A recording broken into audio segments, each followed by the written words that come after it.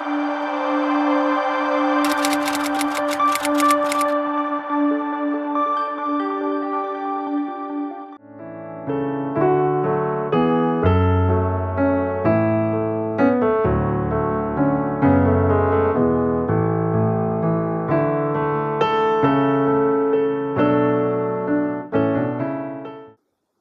के साथ दफनाया जाना जरूरी है। कुलुस्सियों की किताब 2 अध्याय 12 वचन में लिखा है, और उसी के साथ बपतिस्मा में गाड़े गए और उसी में परमेश्वर की सामर्थ पर विश्वास करके जिसने उसको मरे हुओं में से जिलाया, उसके साथ जी भी उठे। मसीह के साथ गाड़ा जाना, हम मसीह के साथ मर गए तो उसके बाद गाड़ा जाना जरूरी है। गाड़ा जाना जरूरी है, और यही नियम है, यही प्रक्रिया है। मर गया तो गाड़ा जाना जरूरी है, दफनाया जाना जरूरी है। आखिरी संस्कार वहां क्या है? हम अपने आप को मिटा रहे हैं। जब एक वो मरे हुए शरीर को हम जमीन के नीचे दफना देते हैं, गाड़ देते हैं, वहां पे गल जाता है, खत्म हो जाता है।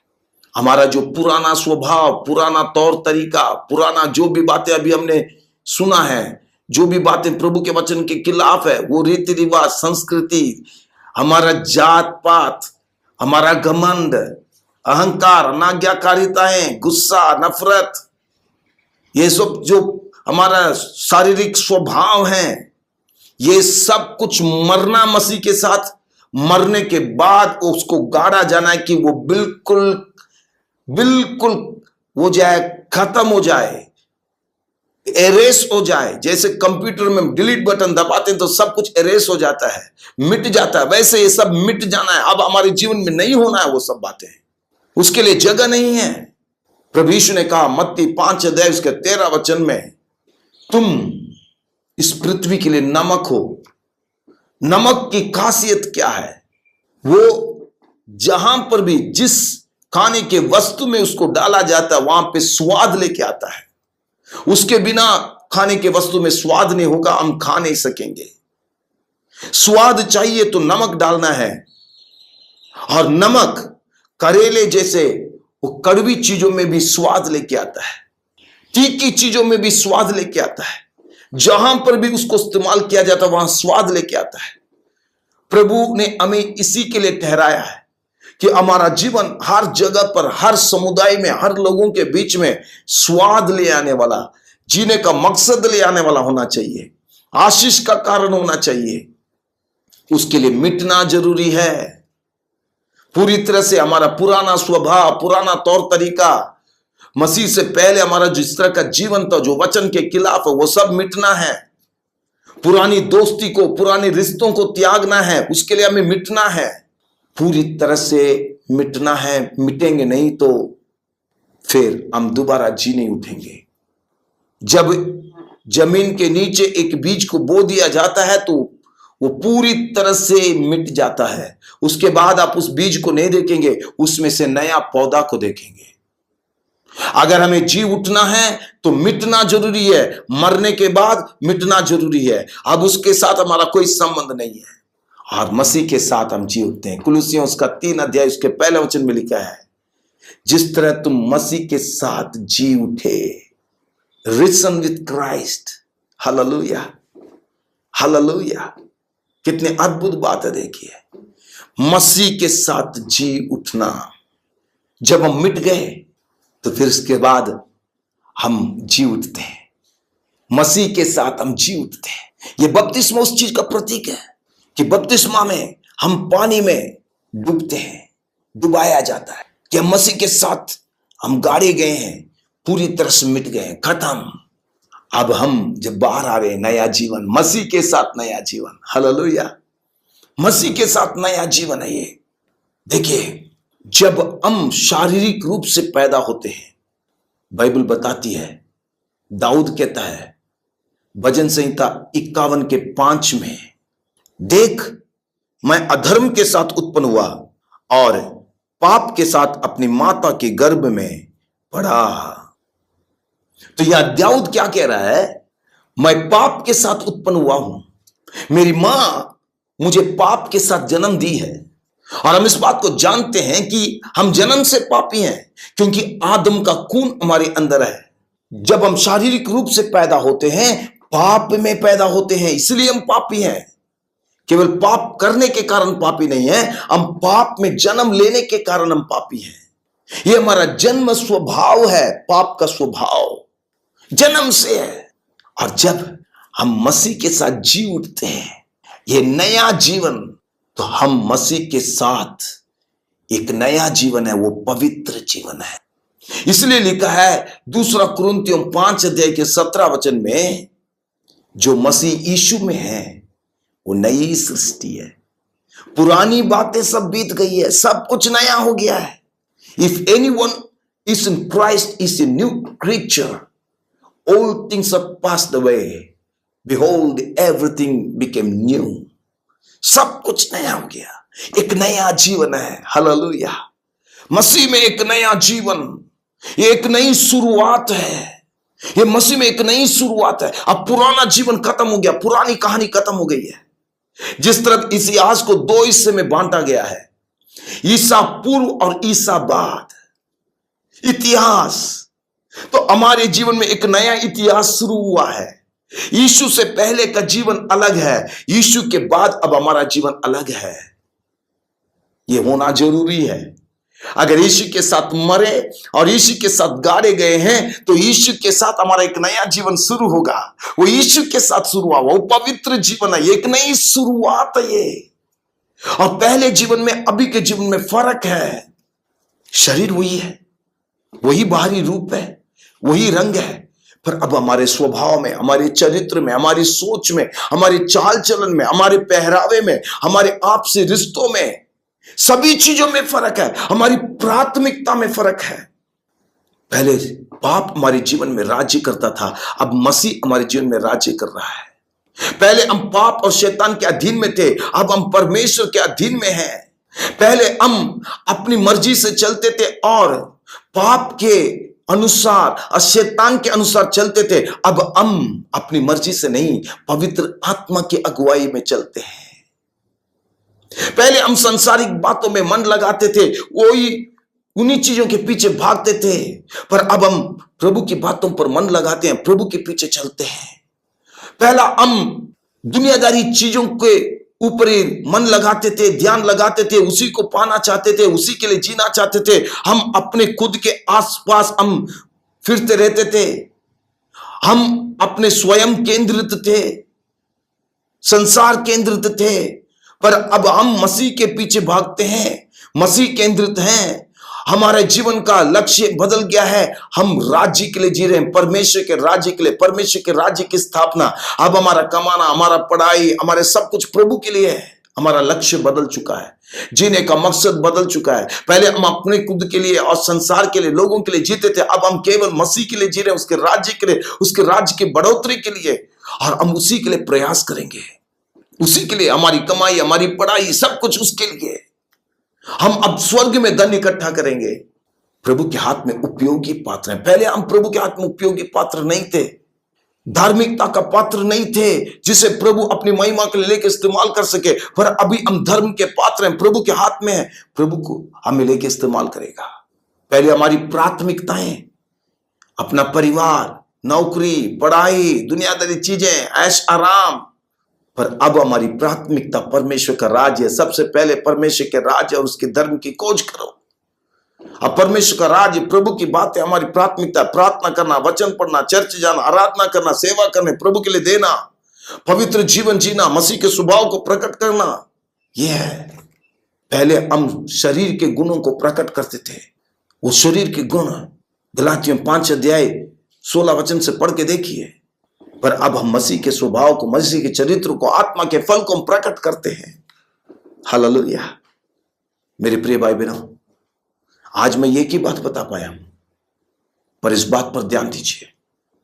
मैं क्यों इन बातों को बता रहा हूं? मैं जल्दी जल्दी सारी बातों को बता के जा सकता हूं, पर मैं ऐसा जाना नहीं चाहता। अगर खाना खाना है तो जल्दी जल्दी थोड़ा बहुत खा के जाएंगे तो पेट नहीं भरेगा और हमारे लिए फायदा भी नहीं होगा, उससे हमारे शरीर में तंदुरुस्ती नहीं मिलेगी। पर जब हम समय निकाल करके आराम से बैठेंगे तसल्ली के साथ हम उसको अच्छे से चबा के उसका स्वाद लेके हम खाएंगे तो मजा भी आएगा, वो शरीर में लगेगा, उसके द्वारा हम तंदुरुस्त भी होंगे। प्रभु के वचन ये हमारे लिए आत्मिक भोजन है।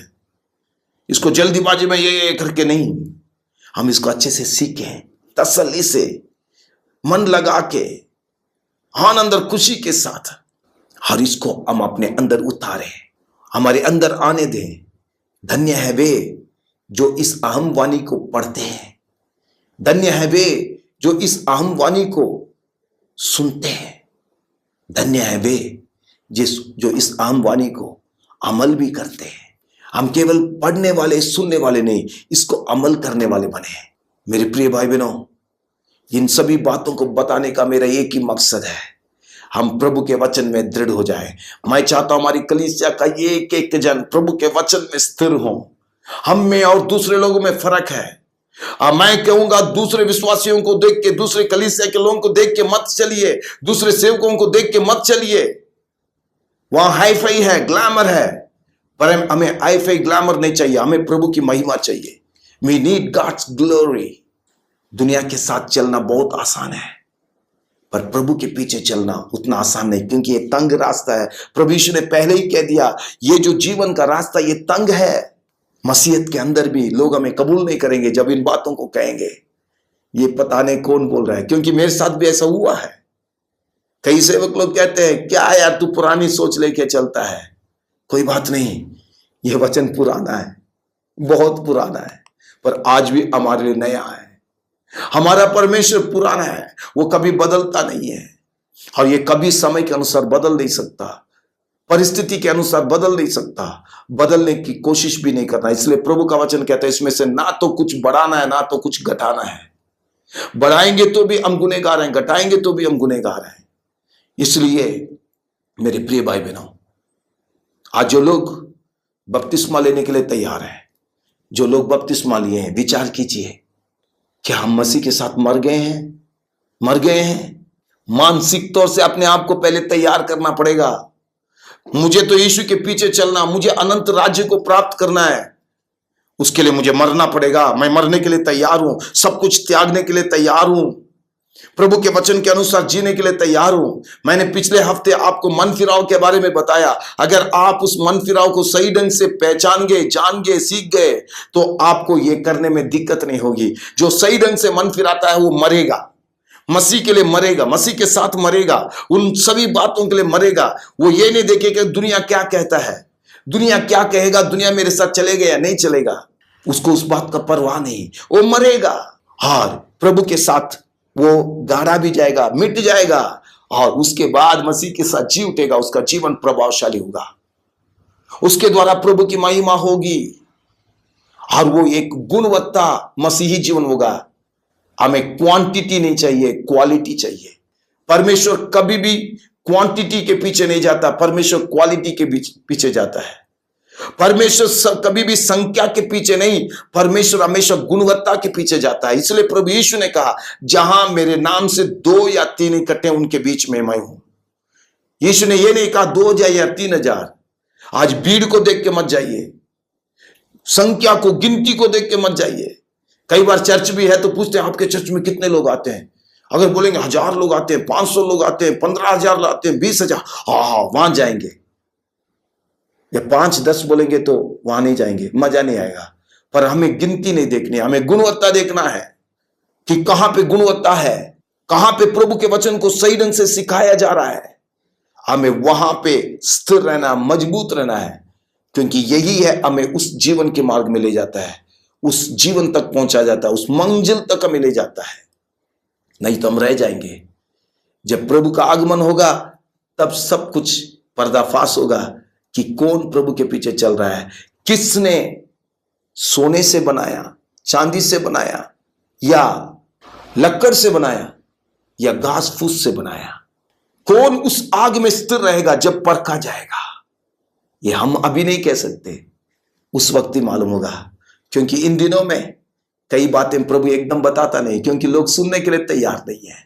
जो बातें उनको अच्छी लग रही वो तो सुनने के लिए तैयार है, करने के लिए तैयार है, पर जो बातें उनको समझ में नहीं आ रही है, अच्छी नहीं लग रही है, दुनिया के साथ जो है चलने के लिए मुश्किल है, तो उन लोग उसको कबूल करने के लिए तैयार नहीं है।